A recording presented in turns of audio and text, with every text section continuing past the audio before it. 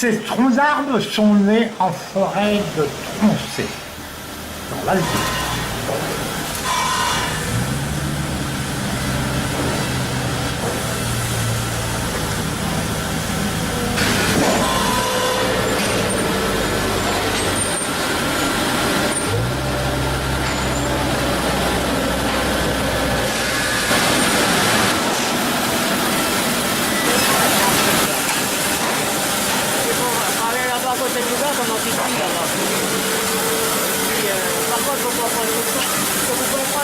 Quand je tiens un gros bout de bois avec la grosse moissonneuse. Mais là, on prend le trottoir, mais il faut pas prendre les petites de ferraille en même temps. D'accord.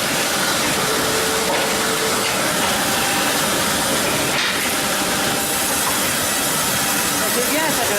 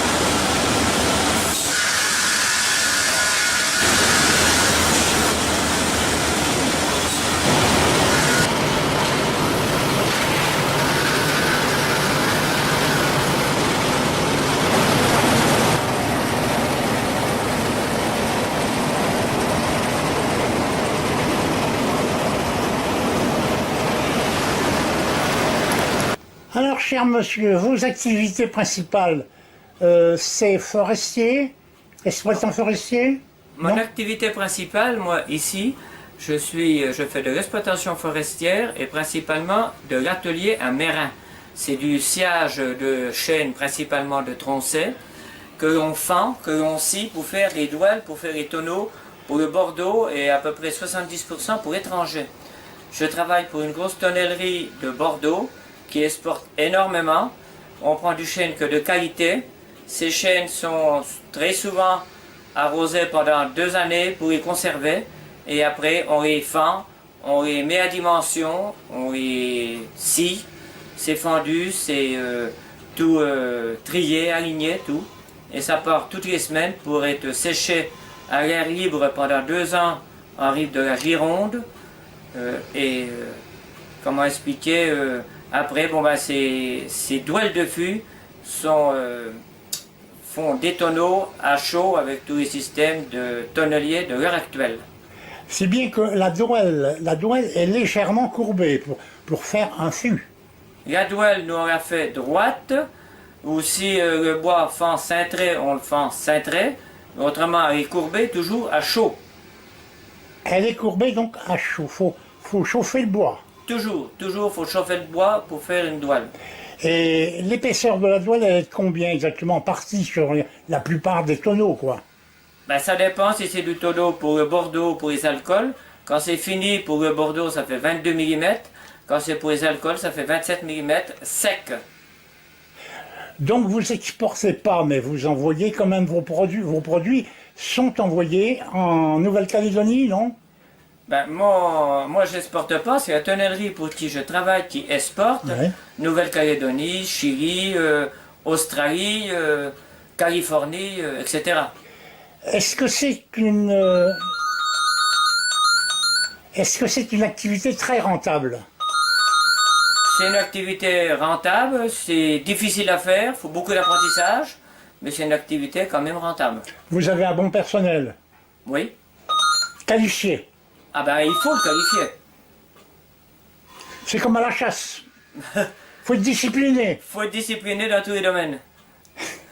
En vous remerciant, vous avez un sourire qui me plaît. En vous remerciant beaucoup.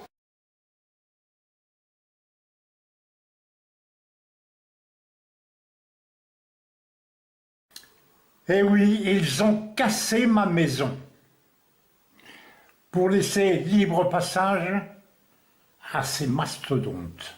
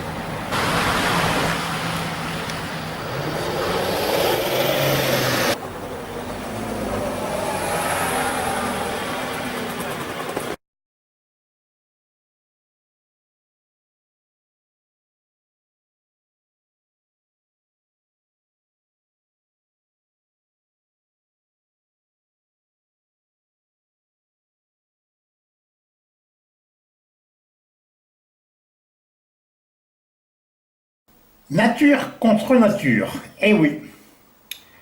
C'était début juillet 2017. Un orage s'abat sur un arbre qui borde la route de Prunier-en-Sologne à Romorantin. Cet arbre, qu'on appelle en eucalyptus et en français gommier, c'est un gommier, a grandi avec une petite graine qui a germé dans ces lieux il y a 40 ans.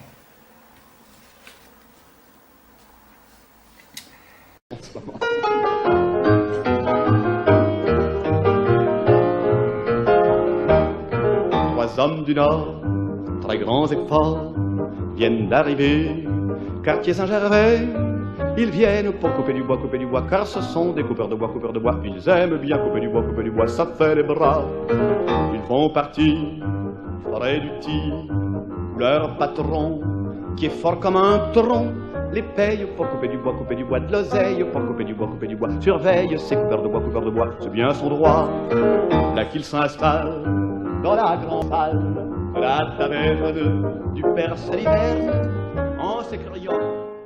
Cet arbre détient un environnement de protection médicale.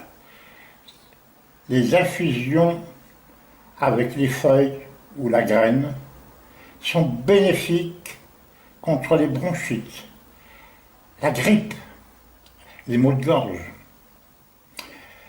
Donc, protégeons la nature et soyez assurés que la foudre, l'orage, n'atteindra pas la mémoire de notre vieil ami Rémi Cordier, qui est présent sur Internet.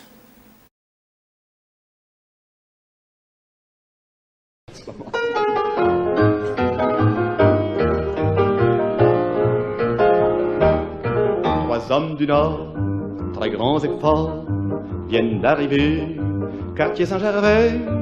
Ils viennent pour couper du bois, car ce sont des coupeurs de bois. Ils aiment bien couper du bois, ça fait les bras.